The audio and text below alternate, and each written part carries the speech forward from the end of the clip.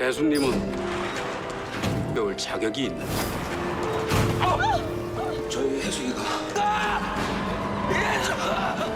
사장님 원래대로 데려오라고요.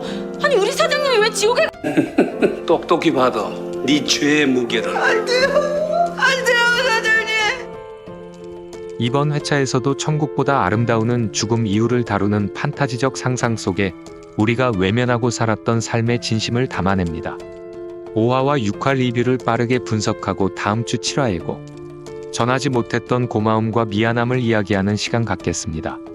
그러면 빠르게 시작하겠습니다. 5화부터 에피소드의 시작은 한기러기 아빠의 죽음으로 시작됩니다.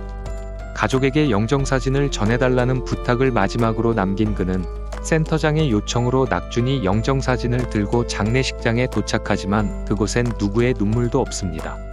지친 엄마, 스마트폰만 바라보는 아이들, 또 삶이 힘들어 가족 모두 동반 자살을 택했지만 유일하게 아이만이 천국에 가게 됩니다. 아이와 함께 죽는 선택이 아이를 위한 것이 아니라 아이를 위해서라도 악착같이 살아야 했던 것이죠. 두 이야기를 보면서 아이와 부모 둘 중 하나를 위한 것이 아닌 모두를 위해 살아야 하며 왜 살아야 하는가 보다 어떻게 살아야 했는가를 묻는 장면입니다. 또 목사님과 해숙은 기도 중간에 점심을 먹게 되는데 목사님은 수제비 한 그릇에 눈물을 터뜨립니다. 그 눈물은 단순한 향수일까요? 아니면 생전에 못다한 회한일까요? 어떤 삶을 살다가 왔는지 몹시 궁금한 장면이나 목사님은 자신의 이야기를 꺼내는 것이 쉽지 않아 하는 모습입니다. 가슴에 상처가 많을수록 자신의 이야기를 꺼내는 것이 쉽지 않습니다. 어찌해서 그 상처를 꺼내면 또 다시 본인이 상처를 받을 수 있는 감정이 아닐까라는 생각이 듭니다. 해숙이 건넨 한 끼가 또 목사님의 마음속 기억을 건드리는 순간이었습니다. 그리고 해숙은 자신에게 가진 돈이 없다는 이유로 자판기를 돌로 깨려다 지옥행 열차에 탑승하게 됩니다. 도착한 그곳은 지옥. 지옥은 6가지로 분류해서 화탕지옥, 발설지옥, 한빙지옥, 중압지옥, 규환지옥, 초열지옥이지만 최근 트렌드에 맞춰 신지옥이 추가되었습니다. 해숙은 지옥의 길목에서 영애와 재회합니다. 둘은 죄의 척도가 미분유자로 분류되며 함께 지옥의 안내를 받습니다. 안내를 받으며 6개의 지옥을 견학하면서 지옥에 도착한 사람을 지켜보았으나 6개의 지옥에 도착해 있는 사람들은 정작 자신이 어떤 죄를 지었는지도 모릅니다. 죄를 짓고도 죄의식을 모른 채 살아온 삶, 그게 바로 이 드라마가 던지는 메시지가 아닐까요? 그리고 낙준을 따라 지옥에 온 강아지 짜장의 서사도 이어집니다. 전생에서 자신을 학대한 주인이 규환지옥에 빠진 모습을 본 짜장은 불타오르는 유황천 속에서 허우적거리는 그를 구해냅니다. 증오보다 연민을 택한 짜장의 선택은 시청자에게 잔잔한 울림을 줍니다. 남에 대한 증오가 아닌 용서만이 자신을 구하는 길이고 자신이 천국에 있는 이유이기도 합니다. 염라대왕은 해숙의 죄를 저울질해보지만 딱 깃털 하나 차이로 가볍게도 무겁게도 볼 수 없다 말합니다. 착하게 살 거라. 단순한 말이지만 너무나 단호하면서 간절한 한마디라고 생각됩니다. 다시 천국으로 돌아온 해숙은 자신의 선행을 확인하기 위해 과거를 되짚습니다. 박수 줍는 할아버지에게 건넨 따뜻한 옥수수가 천국의 옥수수로 되살아납니다. 그리고 장례조차 치르지 못할 뻔한 다방 레지의 마지막을 책임졌던 해숙의 행동은 선업으로 돌아와 천국의 머리핀이 됩니다. 그리고 해숙은 말합니다. 나도 누군가에게 큰 빚을 졌을 텐데 그걸 기억하지 못할까봐 무서워. 우리는 사회 속에서 자신의 존재를 만들고 그 속에서 살아갈 때만이 인간의 모습을 보일 수 있습니다. 그 사회에서 누구한테 도움을 주고받으며 사는 것은 당연히 살아가는 진리일 수는 있으나 대개 남에게 해준 것은 생각나도 받은 것은 생각나지 않은 것이 보통입니다. 그래서 우리가 삶을 살아갈 때 모든 것에 감사해야 한다는 말이 괜히 있는 건 아닌지 모르겠습니다. 천국으로 돌아온 해숙은 목사님과 재회를 해서 우렁된장 쌈밥을 함께 해먹습니다. 기존에 먹던 음식과는 다르게 좀 더 어른들의 음식이라고 해야 할까요? 할머니와 고향에서 먹을 수 있는 향수나는 음식을 먹는 것 같습니다.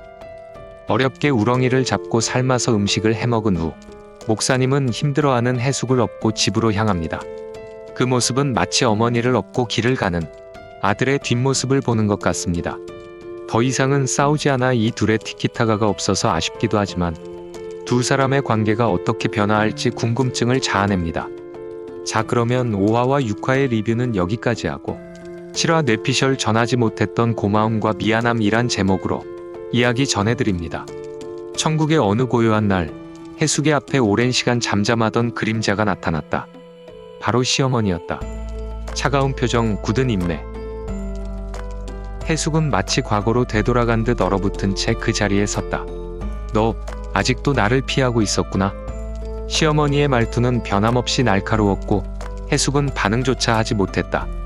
이내 등을 돌리는 시어머니가 던진 마지막 한마디는 공기 속을 가르며 메아리쳤다. 내가 일일이 살림살이를 아직도 봐줘야 하니? 그날 밤 해숙은 천국에서 받은 자신의 선업 리스트를 다시 꺼내 들었다. 목록은 여전히 단정히 정리되어 있었다.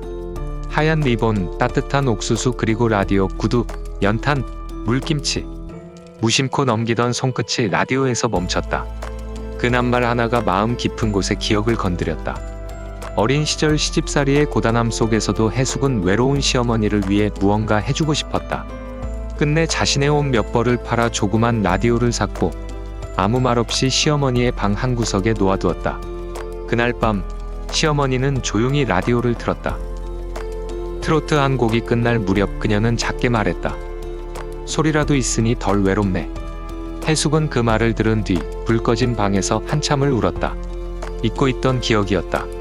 힘겹게 전했던 진심이 시간이 지나 다시 자신에게 되돌아온 것이다.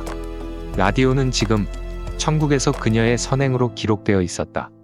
기억 속의 시어머니의 말은 여전히 모질고 상처를 남겼지만 그 마음의 깊숙한 곳엔 말로 다하지 못한 감정이 있었으리라. 해숙은 알 수 있었다. 과거에 그녀가 외면당한 것만은 아니었다는 사실을. 시어머니는 아들 내외가 잘 있는 것만 확인하고 황급히 일어납니다. 그리고 시어머니가 남겨둔 편지를 읽는 해숙은 시어머니의 미안함과 그에 대한 용서로 해숙의 눈가에 따뜻한 눈물 한 줄기를 그려냈다.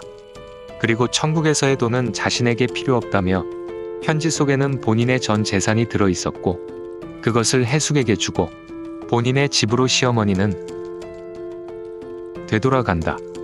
이번 7화는 용서하지 못했던 사람들의 마음, 잊었다고 생각했던 고백, 그리고 얽히고 설킨 인연들의 진심이 조용히 그러나 강렬하게 스며드는 회차가 될 것으로 예상하며 다음 리뷰 때 또 뵙겠습니다.